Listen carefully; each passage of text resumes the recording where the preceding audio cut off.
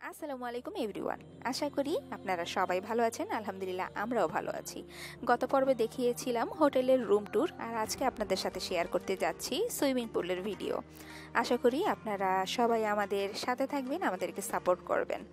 তো এখন আমরা আছি সুইমিং পুল এরিয়াতে এবং এখানকার ভিউটা অনেক বেশি সুন্দর ছিল। একপাশে জাকুজি, একপাশে বিশাল একটা সুইমিং পুল।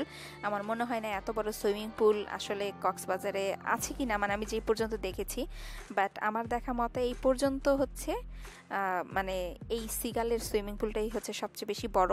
তো ওই পাশে এত পরিমাণে গভীর ছিল যে তানিম মানে এই পাশে চলে আসছে। আর আকাশে ছিল মেঘের ঘনঘটা। তানিমের খুব ইচ্ছা ছিল যে এরকম একটা পরিবেশে মানে ওখানে থাকবে সিগাল হোটেলে।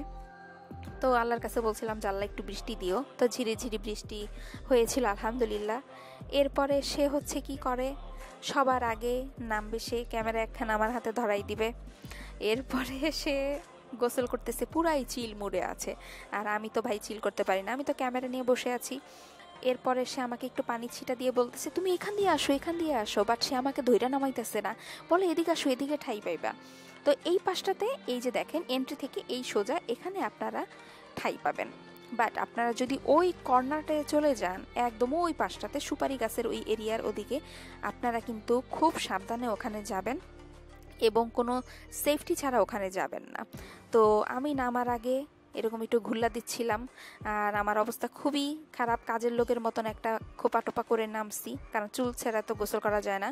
আর এই হচ্ছে সিগাল হোটেলের ইন্টারফেস। সন্ধ্যার সময় এত সুন্দর একটা লাইটিং হয় রে ভাই, ব্লু কালারের, অনেক সুন্দর লাগে।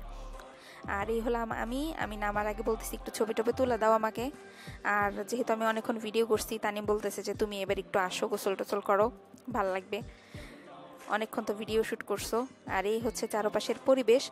আর আমি নামার সাথে সাথে যেটা ফেস করছি, এটা আসলে আমি ভাবতেও পারি না। আমি বলতেছি আমি তো ঠাই পাই না, আমি ঠাই পাই না, চিৎকার করা শুরু করে দিছি।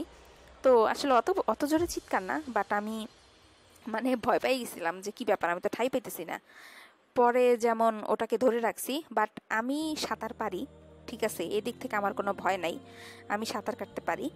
তো এই হলো চারপাশের অবস্থা। তানিম এক পাশে চলে গেছে আর আমি একটু বিশ্রাম করতেছিলাম, এইখানে কেউ যাতে জায়গা দখল না করতে পারে সেই জন্য।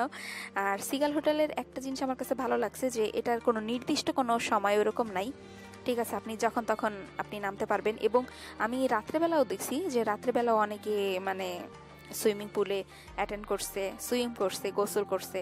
তো আশা আছে আবার যদি কখনো নেক্সটে যাই তখন আমরাও রাত্রেবেলা গোসল করব, যদি তখন এই রকম পরিস্থিতি থাকে। আর এই কর্নারটা হচ্ছে জুস বার। আর আমার মোবাইলের ব্যাক খাবারের উপরে আসলে পানি ছিল, সো দেখতে পাচ্ছেন ঘোলা হয়ে গেছে, তো এটা একটু কনসিডার করবেন। আর এই দেখেন অবস্থা। এখানে আপনারা চাইলে কেউ ফুচকা বা একটু চটপটি এরকম যদি কেউ এনজয় করতে চান বা পাশে জুস খাওয়ার জন্য আগ্রহ করেন তাহলে খেয়ে নিতে পারবেন। এক পাশে জুস কর্নার আছে, একটু আগে দেখালাম। আর এক পাশে হচ্ছে আপনার ওই রেস্টুরেন্ট এর একটা অপশন আছে, ওখানে গিয়ে আপনি অর্ডার করে খেতে পারেন। আমরা যেহেতু খাই নাই, আমি জানি না আসলে কত, কারণ তখন যদি একটু ফুচকা বা জুস টুস কিছু খাইতাম দুপুরের খাবারটা খাওয়া নষ্ট হয়ে যেত। এই হলো অবস্থা। আর এই পাশটাতে আপনারা একটু ঠাই পাবেন, এক গলা পানি। তো আমি একটু ক্লান্ত হয়ে গেছি, এরপর আমি একটু বসছিলাম। তো তানিমকে দেখতেছি যে সে ওই যে আপুরা দেখা যাচ্ছে না, ওদিকে চলে যাচ্ছিল সাঁতরাইতে সাঁতরাইতে। একটু পানি দিয়া ডাক দিছি, ছিটা দিয়া, তারপরে সে আবার দেখে ওদিকে গেছে। এখন আমাকে বলতেছে যে তোমাকে নিয়ে দাঁড়াও, এখন নামি। এখানে একটু ঠাই নেই, দেখেন তানিমের প্রায় বুক হয়ে গেছে, সেটা অবস্থায় একটু ডুব টুব দিল, আমার এক গাদা পানি খাওয়াই দিল। এরপর আমি আরেক পাশে গেছি, ভাই ওইখানেও যাই না। আমার সাথে এগুলো কি যে হয়েছে জানেন না, এইরকম আমি রিস্কি সুইমিং পুল কখনো দেখি নাই, ঠিক আছে। 5 ফিট 2 ইঞ্চির মতো হয়েও আমি ঠাই পাই না, যদিও আমি অনেকটা ছোট, তারপরও যাই হোক আমি সাঁতার কাটতে পারি। তো আমি সাঁতার কাটতেছিলাম, ওই পারে গেছি, ওই পারেও ঠাই পাই না। পরে যেমন আবার সাঁতারে চলে আসছি।